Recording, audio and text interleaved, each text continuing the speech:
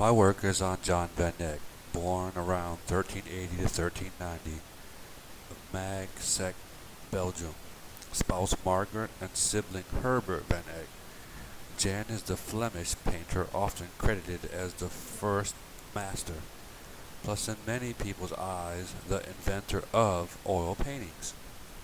There is little known about his early life due to the lack of public records. The fact is that oil painting dates back to Indian and Chinese painters of the 5th century, but was one of the earliest masters of this technique. Many of his paintings that I will show are panel paintings, typically of the Netherlandish style. Also for him, this led to him being one of the earliest fathers of oil paintings. He used many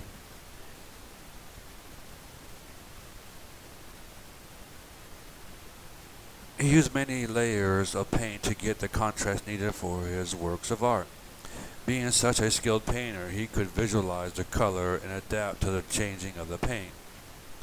Also being so good in his work, he was employed by many important people in his lifetime.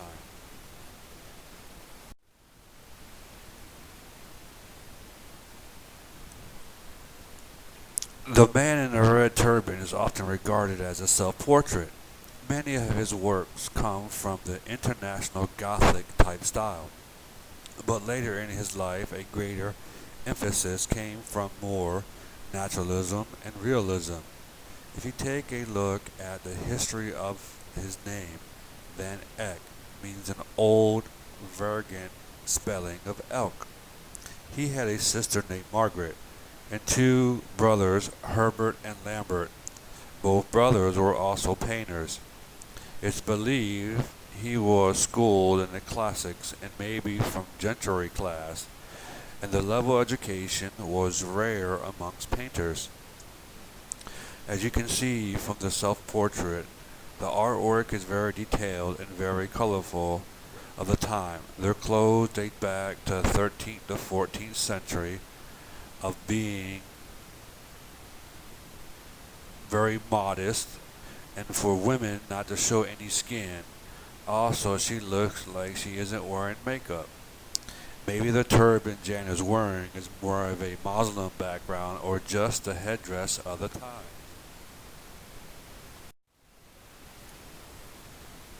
In this piece, The Altar of Eve, I really found this piece to be different from the rest. It showed very detailed nudity from the time period.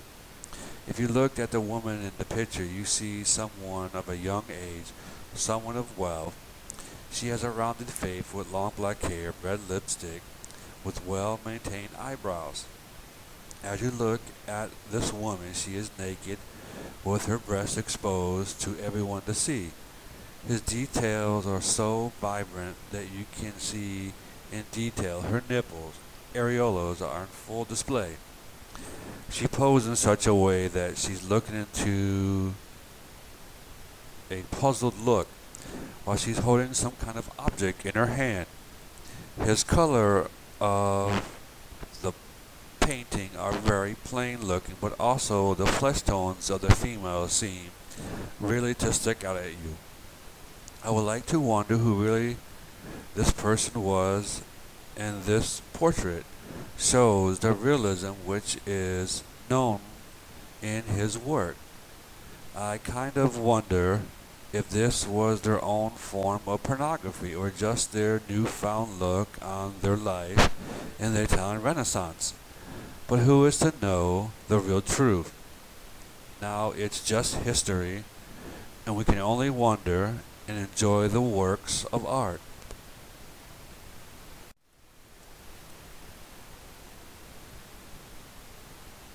In this painting you can see a young lady with a baby on her knee and an administrator of some kind. It looks as if the lady is getting some kind of approval from him.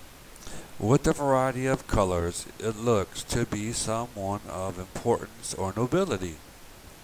You can also see in the background An angel holding a crown overlooking hands suggests the nobility of the child.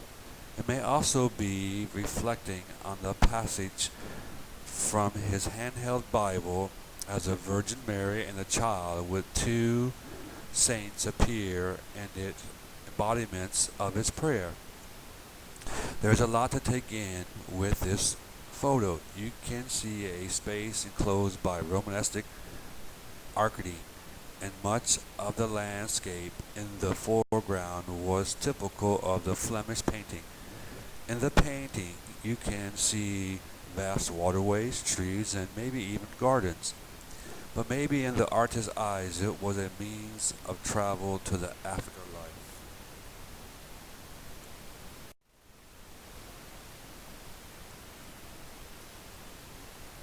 In slide number 5, the Orphelin portrait is the portrait Van Eyck's task was to put the bride-to-be so the Duke could visualize her before marriage. He spent a multiple of 9 months there working on his work. You can see from the picture the tapestry work on the bed to the very long, colorful dress she is wearing, to the headdress they both are also wearing. They both are from wealthy families.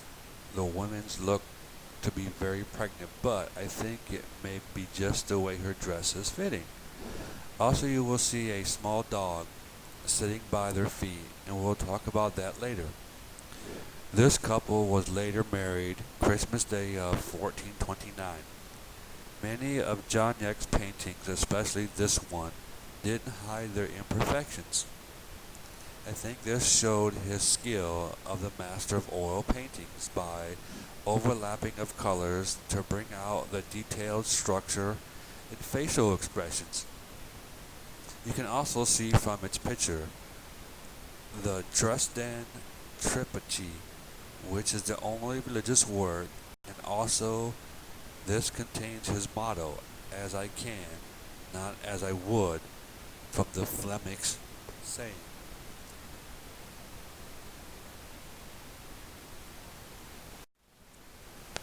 In this picture, the dog was symbolized loyalty and the couple desire to give birth of a child, or maybe like all wealthy people of the time, a simple dog, as many wealthy women were given them for companionship.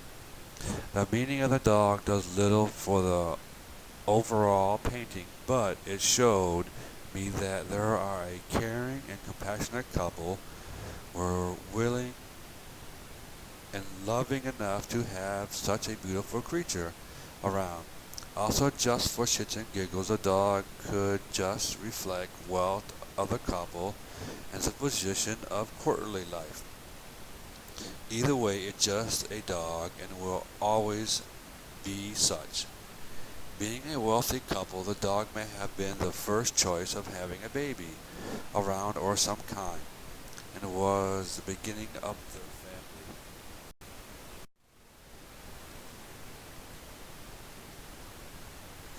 The last and final painting, the Ghent altarpiece, was a very large and complex piece of early 15th century work. It has 12 panels, 8 of them are hinged and give distinguished views whether opened or closed. But many people think that Jan was the original designer, but this isn't true. Herbert Eck was most likely responsible for overall design, but died later around 1426. The altarpiece was